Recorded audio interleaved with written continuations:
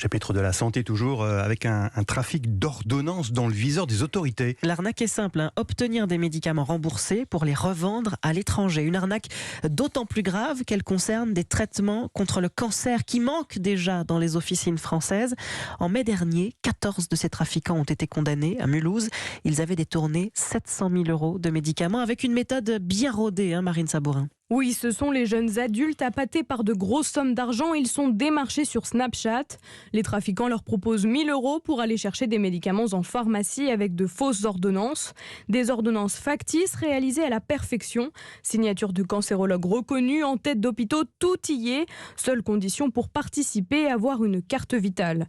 Une fois récupérés, ces médicaments anti-cancer sont revendus plusieurs milliers d'euros à l'étranger.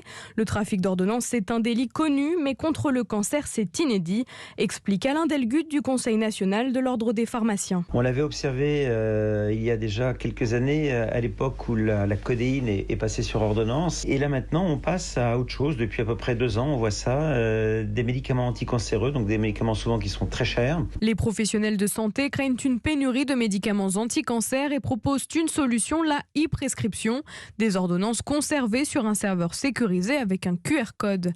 Quant aux trafiquants, ils s'exposent à une amende de 750 000 € et jusqu'à 7 ans d'emprisonnement. Marine Sabourin.